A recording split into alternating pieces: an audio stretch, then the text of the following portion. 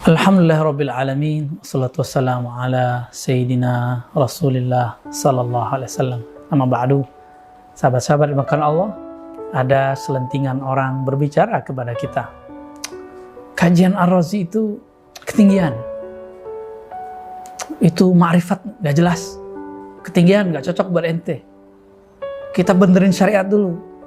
Kita cek ternyata yang ngomong orang yang sudah umur 50-an, 60-an. Bahkan 70-an. Kalau kita memikirkan, membenarkan syariat yang zahir dulu, kapan mau benar? Bukankah sudah cukup sebenarnya dengan belajar fikih Syafi'i, kita belajar syariat salat? Rukun 13 dimulai dengan niat, diakhiri dengan salam. Itu sudah belajar syariat. Maka coba kita lihat ulama-ulama kita terdahulu. Seandainya kalam ini kita pakai, maka kita sedang ngejek Imam Ghazali. Imam Ghazali, beliau mengatakan belajar fikih itu belajar mengetahui sholat sah dan batal. Tapi belajar ilmu ma'rifat itu belajar mengetahui sholat kita sah, diterima, atau cuma sah secara syariat, hukum zahir. Mardud atau makbul, diterima atau ditolak. Betapa canggihnya ilmu ma'rifat, bisa melihat, mencari, ngecek tentang indikator ini diterima atau tidak. Sahabat-sahabat yang dimuliakan Allah, jadi tolong jangan katakan lagi hal itu. Ini yang pertama.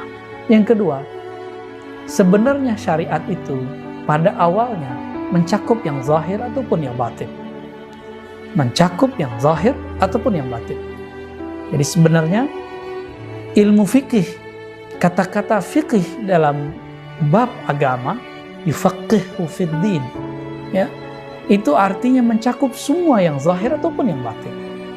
Dalam hadis yang sahih riwayat Imam Bukhari, ada yang mu'allaq, ada yang muttasil, dan riwayat Imam Tirmizi diriwayatkan secara muttasil, secara sambung. Allah apabila menginginkan kebaikan bagi seorang hamba, yufaqihu fid din, maka Allah faqihkan dia dalam syariat agama. Apa artinya sahabat-sahabat karena Allah? Syariat itu mencakup semua. Ini bukan kata-kata saya, tapi ini perkataan Al-Imam Abu Hamid Al-Ghazali.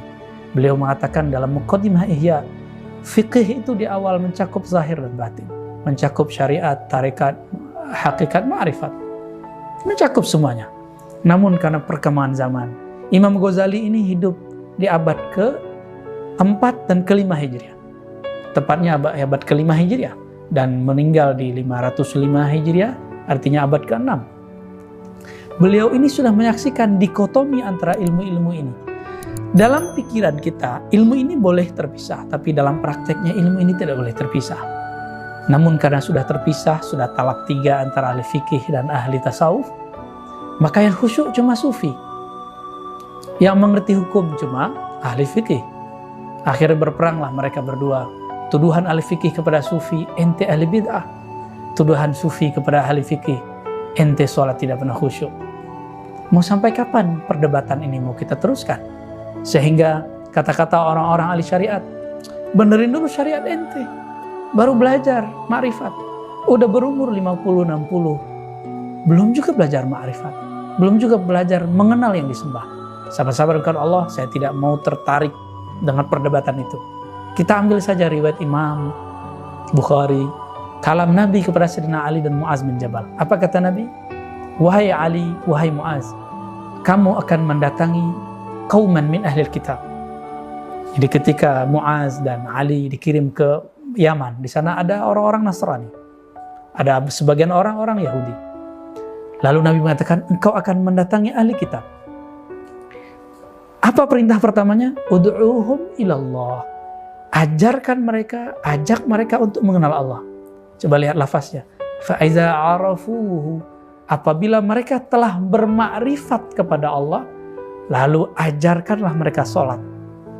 Baru ajarkan mereka zakat, baru puasa, seterusnya dan seterusnya.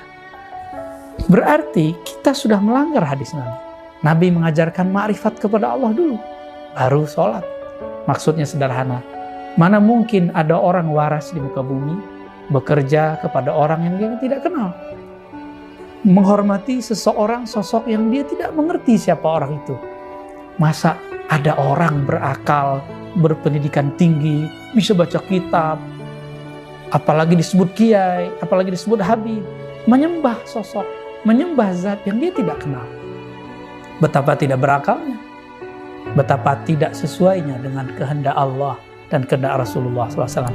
Maka berdasarkan hadis Bukhari ini, ud'uuhum ilallah, ajaklah mereka mengenal Allah. Faiza arafu, jika mereka telah bermakrifat kepada Allah, telah mengenal Allah, baru ajarkan sholat, baru ajarkan semua yang berkaitan dengan zahir syariat.